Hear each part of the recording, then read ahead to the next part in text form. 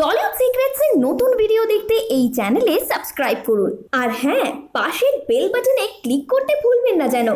কয়েকদিন আগে সাময়িকভাবে বন্ধ হয়ে গিয়েছিল বাংলা ধারাবাহিকের শুটিং। এই বিষয়ে কারোরই অজানা, তাই ভাবছেন তো যে হঠাৎ করে আবার এই পুরনো বিষয়টা মানে কেঁচো খুঁড়তে কেউটে দেয় না, এর পেছনে রয়েছে একটা কারণ। আর এই যে সাময়িকভাবে সিরিয়ালের শুটিং বন্ধ হয়ে গিয়েছিল তার পেছনে একটি গুরুত্বপূর্ণ কারণ ছিল যে শিল্পীরা কিন্তু সময় মতো তাদের টাকা পাচ্ছিলেন না, মানে তাদের পেমেন্ট আটকে রাখা হয়েছিল। কয়েক মাস আগেই এই নিয়ে বড়সড় এক ঝামেলা হয়ে গিয়েছিল এবং তার জন্য আর্টিস্ট ফোরাম থেকে শুরু করে গিল থেকে শুরু করে নানা মিটিং ডাকা হয়েছিল এবং আমাদের মাননীয় মুখ্যমন্ত্রী একটি কমিটি তৈরি করেছিলেন। যদিও সেই কমিটি তৈরি করার পরও আমরা দেখেছি ভূমিকন্যা সব থেকে বড় সেট ছিল সিরিয়াল ভূমিকন্যা সিরিয়ালের সেট, সেখানেও কিন্তু ভূমিকন্যা বন্ধ হয়ে গিয়েছিল।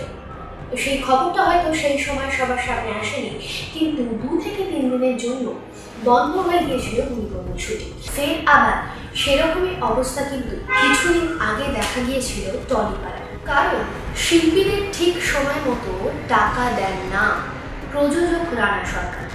তার বিরুদ্ধেই অভিযোগ কিন্তু বহুদিন। আর সেই অবস্থা যাতে পুনরায় ইন্ডাস্ট্রিতে না হয় ঠিক সেই কারণে চ্যানেল কর্তৃপক্ষ মানে কালার্স বাংলা একটা কড়া পদক্ষেপ নিল রানা সরকারের বিরুদ্ধে। ঠিক কয়েকদিন আগেই কিন্তু জোকার কাছে অবস্থিত বেশ কয়েকটা স্টুডিওয়ে শুটিং হঠাৎ করে বন্ধ হয়ে যায়। আর্টিস্টদের কাছে আগে থেকে কিন্তু কোনো রকম খবর ছিল না, সেটে গিয়ে তারা জানতে পারে যে হঠাৎ করে শুটিং বন্ধ। এছাড়াও ক্যামেরার লোকেদের কিন্তু রানা সরকার বহুদিন থেকে টাকা পয়সা দেয়, আর ঠিক সেই কারণেই এবারে চ্যানেল কর্তৃপক্ষ একটা কড়া ব্যবস্থা নিলেন তার বিরুদ্ধে। শোনা যাচ্ছে চ্যানেলের তরফ থেকে রানা সরকারকে একেবারে ব্ল্যাক লিস্টেড করে দেওয়া হয়েছে এবং তার প্রযোজনা সংস্থা দাগ মিডিয়া কোনো রকম নতুন ধারাবাহিকের অফার পাবেন। রানা সরকারের প্রযোজনা সংস্থার আন্ডারে এতদিন ধরে যে ধারাবাহিকগুলো চলছিল সেই সমস্ত ধারাবাহিকের দায়িত্ব দেওয়া হয়েছে অন্য প্রোডাকশন হাউসগুলোকে। আমি সিরাজের বেগম এবং জয় বাবা লোকনাথের দায়িত্ব পেয়েছে SBF, খনার বচনের দায়িত্ব পেয়েছে ম্যাজিক মোমেন্টস, আর মহাপ্রভু শ্রী চৈতন্যের দায়িত্ব পেয়েছে সুরিন্দর ফিল্মস।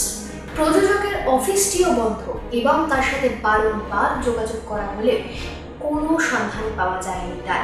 আরও একটি গোপন খবর, যে খবরটা হয়তো কোনো পেপারে লেখা হয়নি, সেই খবরটা হলো এই রানা সরকার কিন্তু একটি নামী প্রযোজনা সংস্থার কাছ থেকে বেশ কয়েক লক্ষ টাকা ধার নিয়ে উধার।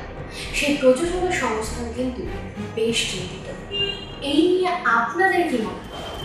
যদি ধরুন এরকমটা হলো, এই রানা সরকারের প্রযোজনা সংস্থার আন্ডারে চলা সিরিয়ালগুলো মহাপ্রভু শ্রী চৈতন্য, জয় বাবা লোকনাথ, আমি সিরাজের বেগম, খনার বচন, এই সিরিয়ালগুলোতে আপনারা এতদিন ধরে যে চেনা মুখগুলোকে দেখছিলেন, যদি এই চেনা মুখগুলো পাল্টে যায়, অর্থাৎ যে প্রোডাকশন হাউসগুলো এই সিরিয়ালের দায়িত্ব পেয়েছে সেই প্রোডাকশন হাউসগুলো যদি এই চেনা মুখগুলোকে পাল্টে রিপ্লেস করে নতুন মুখ নিয়ে আসে, সেক্ষেত্রে আপনাদের মতামতটা কী থাকবে সেটা কিন্তু আমাকে কমেন্ট বক্সে লিখে জানাতে একদম ভুলবেন না।